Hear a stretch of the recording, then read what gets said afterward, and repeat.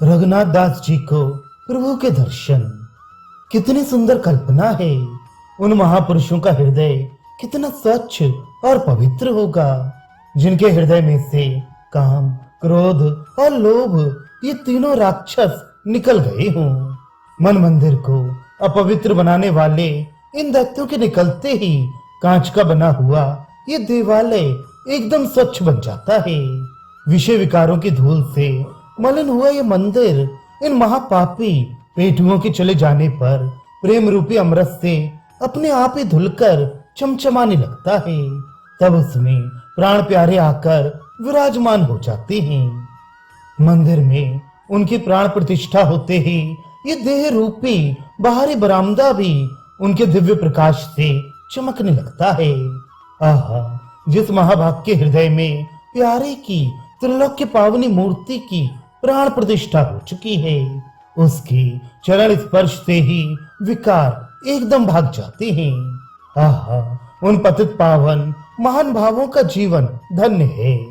संसार में सुंदर दिखने वाले, चमक दमक युक्त और स्वच्छ से प्रतीत होने वाले सभी पदार्थ कामोद्दीपन करने वाले हैं।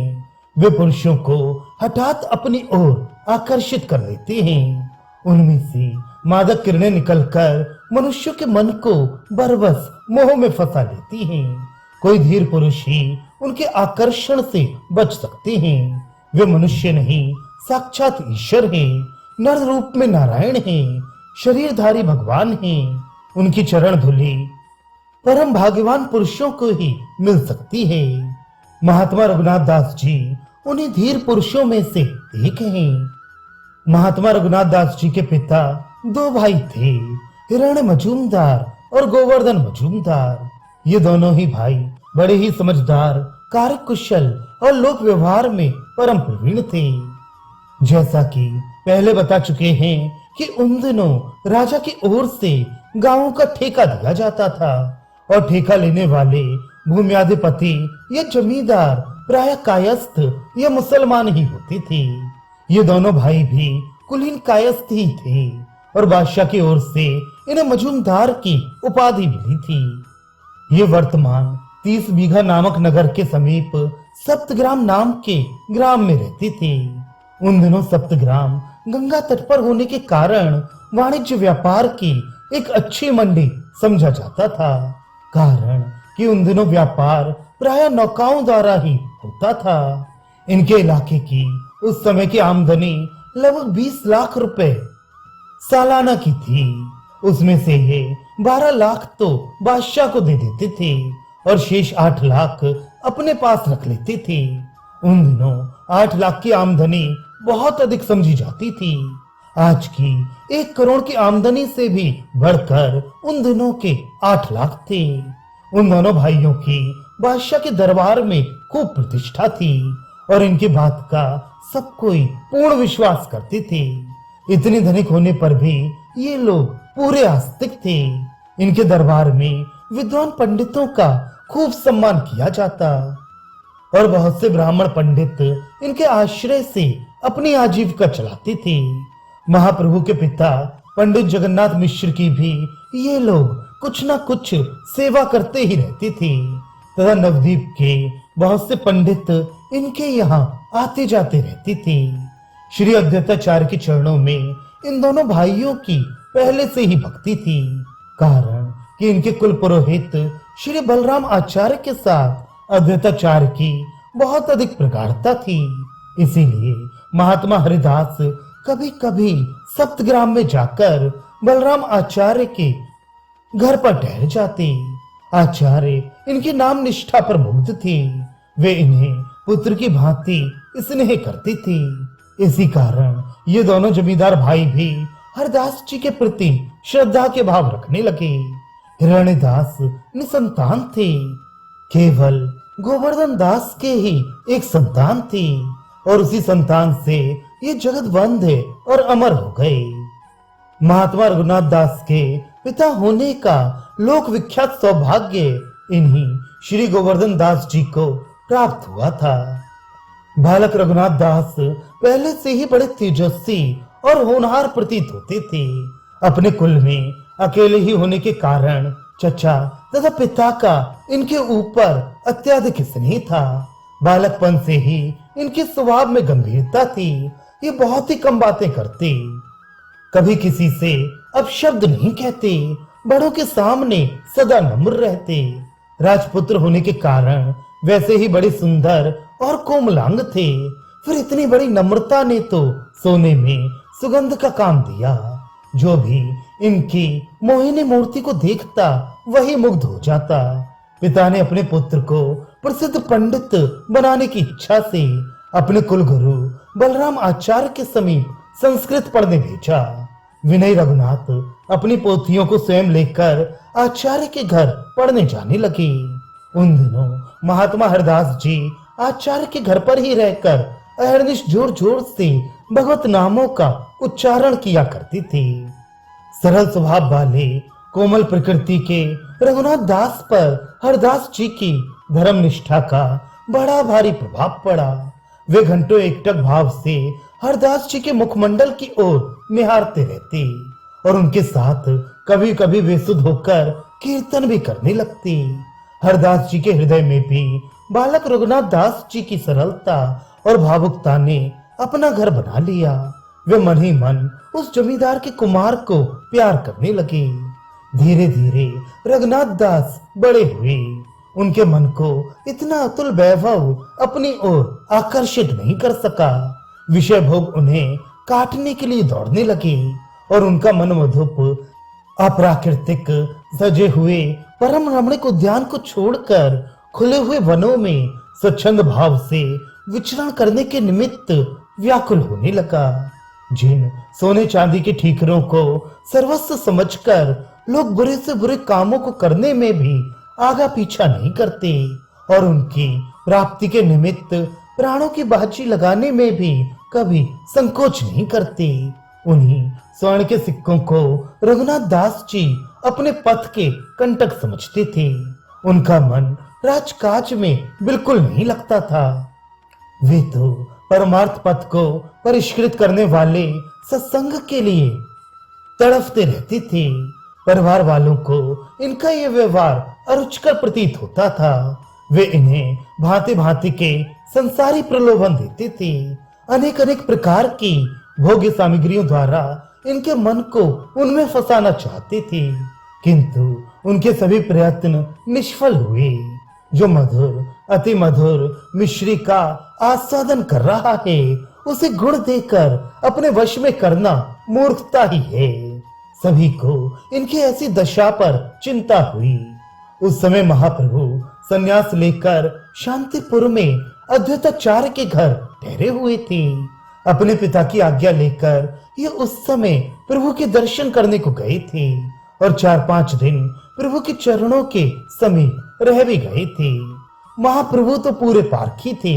वे इनके रंग ढंग से ताड़ गए कि ये जन्म सिद्ध पुरुष है। संसार में ये चिरकाल तक संसारी बनकर नहीं रह सकता।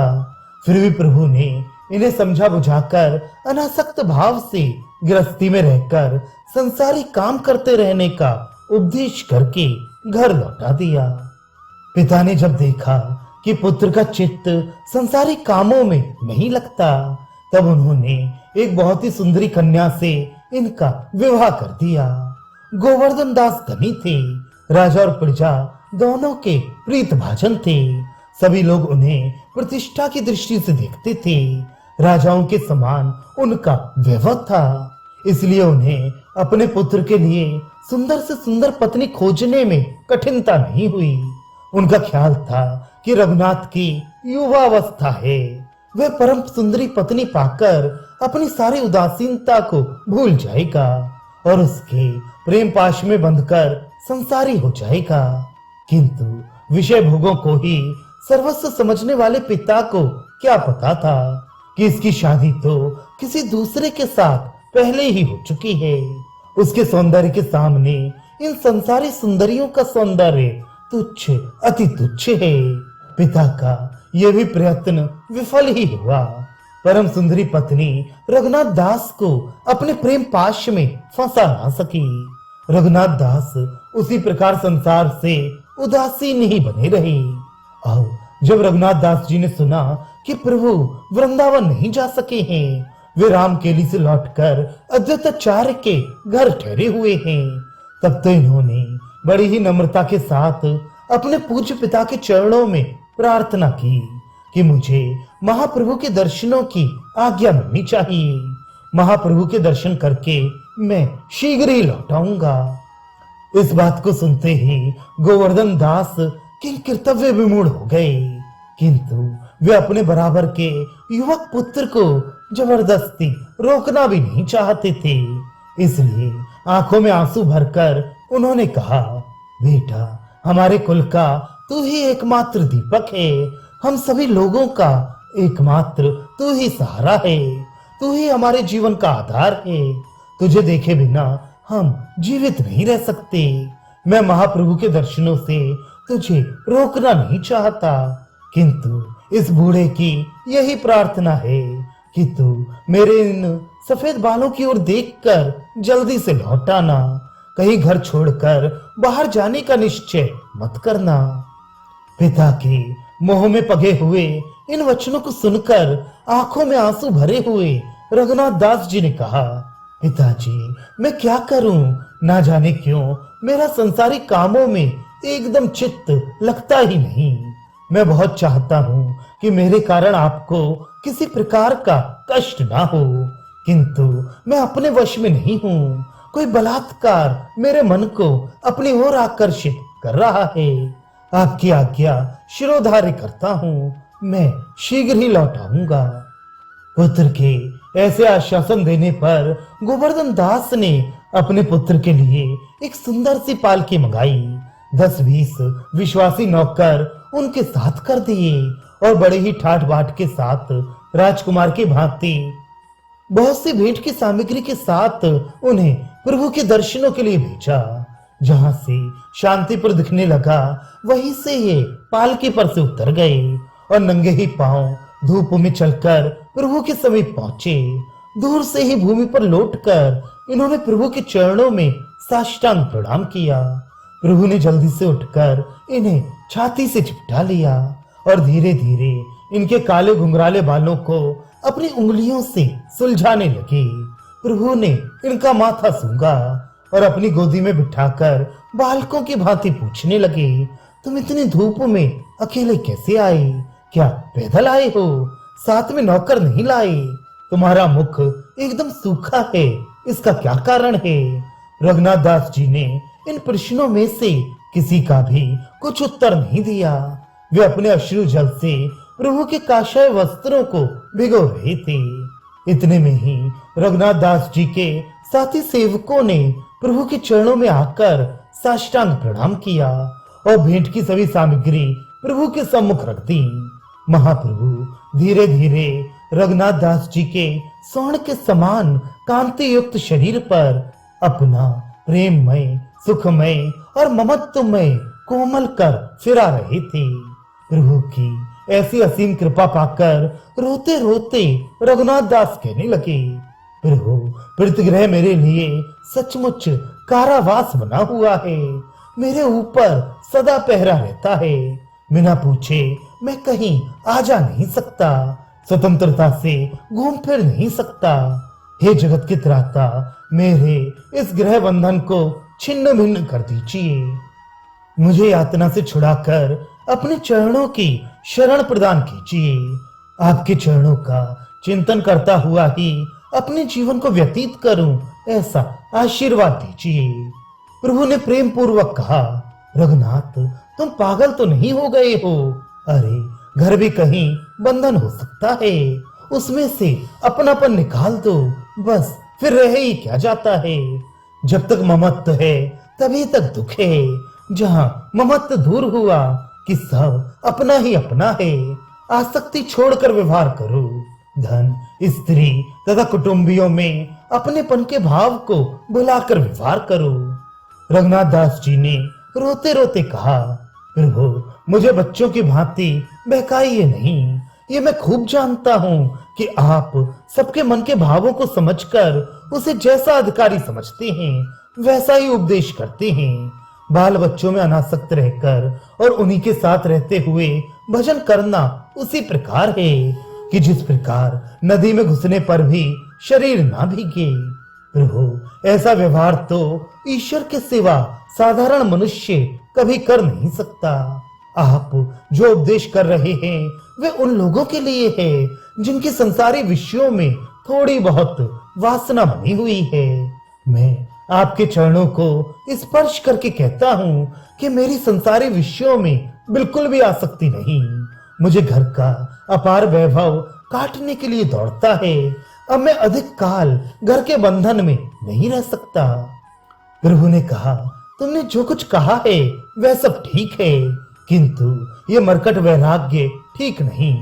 कभी कभी मनुष्यों को क्षणिक वैराग्य होता है जो विपत्ति पड़ने पर एकदम नष्ट हो जाता है। इसलिए कुछ दिन घर में और रहो, तब देखा जाएगा।